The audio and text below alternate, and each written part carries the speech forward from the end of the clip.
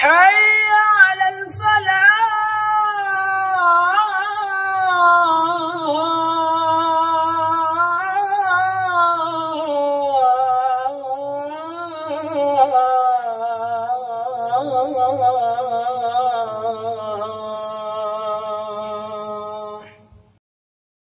Bismillahirrahmanirrahim. Wa nusalli ala rasulil karim.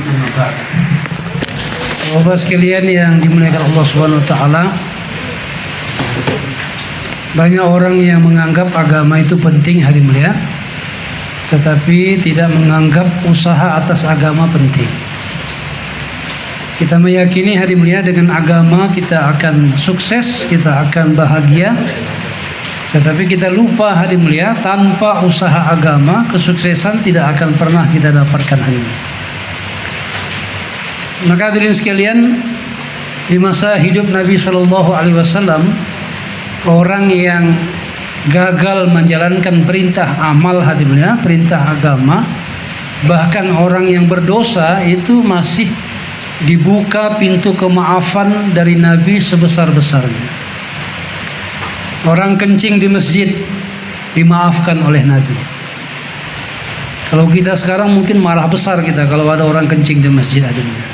Jangankan kencing, meludah pun di masjid kita marah. Tapi zaman Nabi hadimnya orang kencing di masjid, Nabi memaafkan. Orang berzina, zina itu dosa besar hadimnya. Zina itu dosa besar. Hukumannya juga berat. Di dunia dihukum, di akhirat dihukum. Itu pun hari mulia masih diberikan kelonggaran oleh Nabi Shallallahu Alaihi Wasallam. Membunuh juga hari mulia itu dosa besar. Tetapi hari mulia Nabi masih meminta kepada orang atau keluarga yang anggota keluarganya terbunuh untuk membukakan pintu kemaafan. Bahkan ada sahabat hadis mulia yang dia tanpa sadar dia telah berkhianat kepada Nabi dan agama, karena dia telah membocorkan rahasia apa yang dimusyawarahkan oleh Nabi untuk menyerang kota Makkah.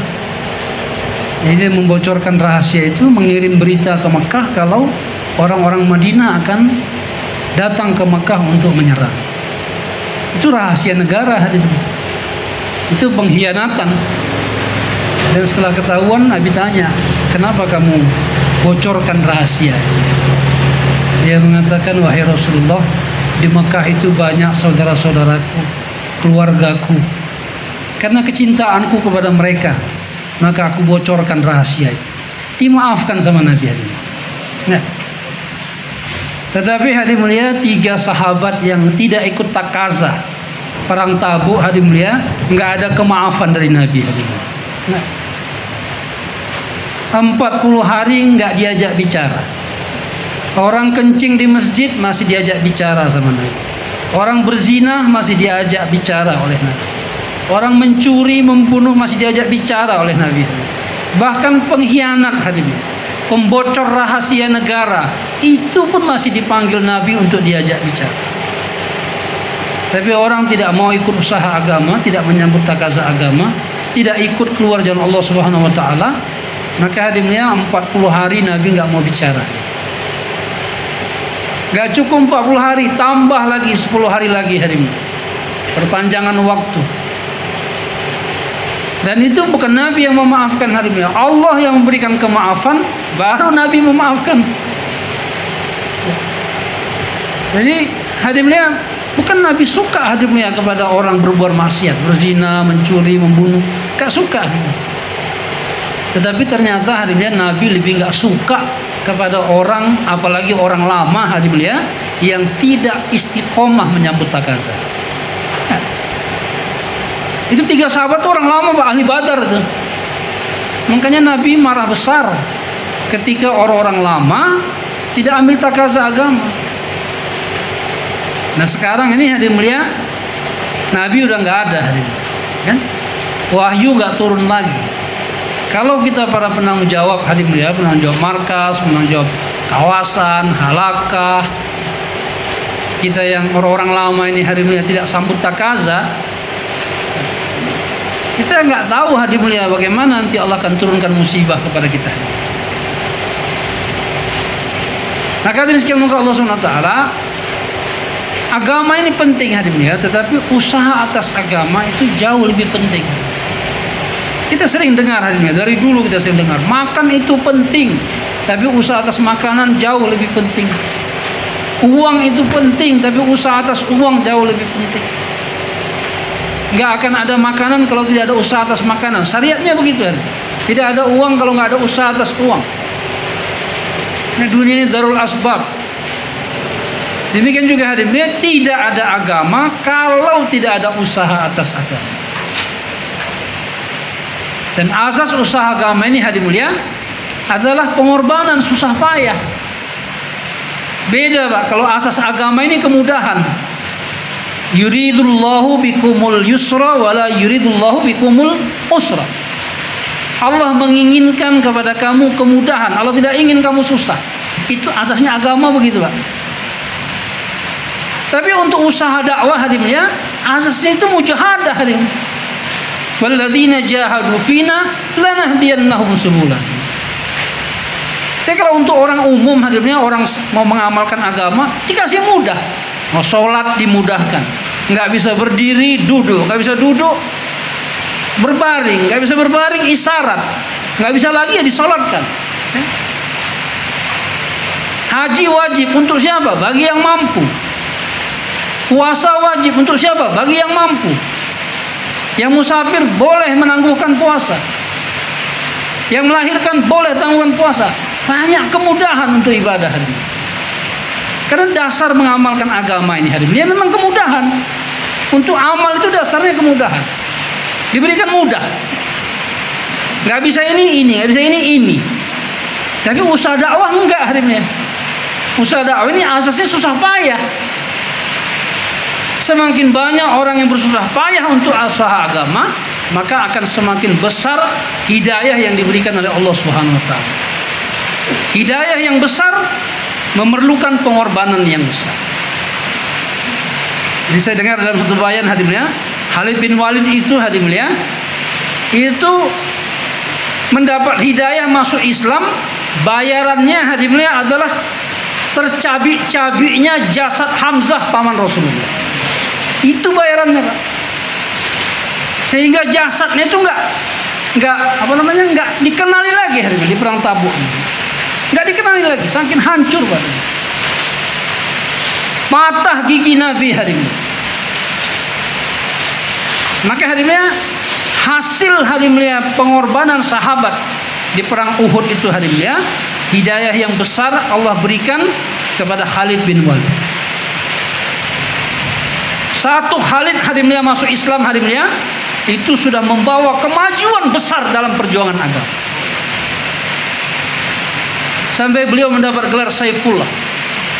Kalau Nabi mengamanahkan kepada beliau sebagai amir jamaah, nggak pernah kalah hari ini. Negara demi negara hari ini ditaklukkan dengan sebab Khalid. Tapi Khalid itu dapat hidayah hari ini, gigi Nabi patah, Hamzah tercabik-cabik, dan banyak sahabat yang syahid. Jadi untuk hidayah yang besar diperlukan pengorbanan yang besar. Kalau mengamalkan agama ini hari ini asasnya kemudahan. Tapi jangan samakan dengan perjuangan agama hari ini. Oh, kita usaha agama ini yang mudah, jangan dibuat-buat susah. Kalau nggak ada orang mau susah untuk usaha agama harganya, jangan harap hidayah besar akan turun. Bapak sekalian Allah SWT, kalau ada jamaah-jamaah hadirin yang berangkat keluar jalan Allah SWT, kemudian bisa dapat taskilan banyak, bisa mengislamkan orang banyak, menghidupkan amal masjid banyak, coba lihat hadirin, itu jamaah pasti berangkat dengan kesusahan, bukan yang mudah-mudah. Jadi yang kita perlu pahami hadirin, untuk amal agama ini Allah berikan itu kemudahan. Memang Allah bilang Allah menginginkan kemudahan kepada kamu, tidak menginginkan kesusahan. Itu untuk amal. Tapi untuk usaha dakwah, Allah mau kita susah. Semakin susah, semakin Allah suka.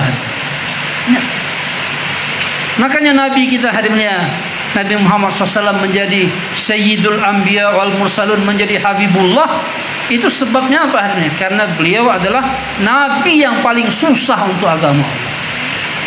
Aku, kata Nabi, adalah Nabi yang paling menderita, paling susah karena agama, dibandingkan dengan Nabi-Nabi yang lain. Maka kalau kita mau hadirinnya menaikkan derajat kita di sisi Allah, kita mau jadi asbab hidayah bagi umat, kita mau dapat hidayah, mau jadi sebab hidayah yang besar, nggak ada pilihan lain hadirinnya. Kita harus meningkatkan pengorbanan kita. Ini hadirinnya, kita di depan mata kita ini sekarang terbentang Takaza. Akan ada istimewa kabupaten. Kita ada senggang waktu 2-3 minggu, masuk lagi Juru Kudama. Ya? Habis Juru Kudama nggak tahu lagi nanti entah apa lagi datang hadirinnya. Ya? Kita nikmati hadirinnya. Ya. Jangan kita anggap ini beban. Ini nikmat dari Allah hadirinnya. Orang dibebani Allah dengan kesibukan duniawi, dari satu kerja ke kerja yang lain, satu kerja ke kerja yang lain, berkeringat-keringat hadirinnya. Berapa banyak orang hadirinnya yang berpisah dengan istri, dengan anak-anaknya karena dunia. Tapi kita hadirinnya disibukkan Allah, diletihkan Allah, dipisah-pisahkan Allah dengan keluarga kita karena agama. Ini keuntungan yang besar, nikmat yang besar hadirinnya, yang nanti kita akan tahu besarnya nikmat itu kalau kita sudah sampai di akhir. Baru kita akan mengatakan, kalau aku tahu begini, bukan cuma 3 kali keluar setahun, udah aku keluar gak usah pulang-pulang lagi kan. Ya. Bukan cuma sekedar habiskan sebagian harta, seluruh harta kita habiskan. Tapi ini ujian hadirinnya. Kalau kita tahu hadirinnya, semua kita ini nggak ada yang di sini lagi, berangkat semuanya. Tapi ini ujian keimanan kita. Allah mau lihat siapa di antara kita yang ingin menjadi kekasih-kekasihnya Allah, yang mau susah karena agama Allah, mau menderita karena agama Allah, mau berpisah-pisah karena agama Allah, bahkan siap menghancurkan dunianya karena agama Allah. Baru agama akan bangkit hadirin. Semakin banyak orang yang siap seperti ini, semakin cepat agama bangkit. Sahabat hanya 23 tahun saja hadirin zaman Nabi. Abu Bakar 3 tahun, Umar bin Khattab 10 tahun, kurang lebih 36 tahun, 2/3 dunia sudah Islam. Kenapa? Karena yang korban itu ada Abu Bakar, ada Umar, Abdurrahman bin Auf, yang model-model habis-habisan. Lah kita ini hadirinnya nggak ada yang habis-habisan. Makanya sudah hampir 100 tahun hadirinnya. Untuk Indonesia 10% pun belum jadi abab laki-lakinya. Maka jangan dibilang ini hadirinnya ini memberatkan. Bukan memberatkan hadirinnya. Ini hadirinnya takaza demi takaza datang lagi adalah untuk meringankan hisab kita di akhirat nanti. Memang berat di dunia hadirinnya, tapi akan ringan di akhirat. Orang yang mau ringan-ringan dunia, siaplah hadirinnya untuk berat-berat di akhirat. Kita udah capek-capek di dunia habis-habisan hadirinnya, nanti di akhirat Allah malu untuk mengazab kita hadirin. Bersedia Pak insya Allah. Jadi depan kita ini ada takaza istimewa, ada jur, ada ini, ada itu. Ambil semampu kita hadirin. Apa yang bisa kita ambil juga. Keluar 2 kali, 3 kali nggak apa-apa hadirin. Kalau bisa hadirinnya ini keluar kita yang terakhir hadirinnya. Ya, mati syahid udah, nggak usah lagi mikir-mikir keluar lagi kan. Keluar selama-lamanya udah hadirinnya. Kalau kita rasa udah capek kali takaza ini, doa sama Allah, ya Allah, aku udah capek kali takaza ini ya Allah. Aku mau istirahat selamanya ya Allah di dalam kubur. Syahidkan aku di masa ketakaza ini ya Allah. Kalau berani, kalau udah capek, takaza lagi. Udah capek, udah minta syahid aja. Ya, tapi sekarang umat masih memerlukan bapak-bapak ini. Walaupun kita ini lemah hadirinnya, tapi orang-orang lemah seperti kita ini hadirinnya masih diperlukan tuh asbab hidayah hadirin. Maka hadirinnya kita siap hadirinnya untuk menyambut takaza kami. Bersedia Pak insyaallah.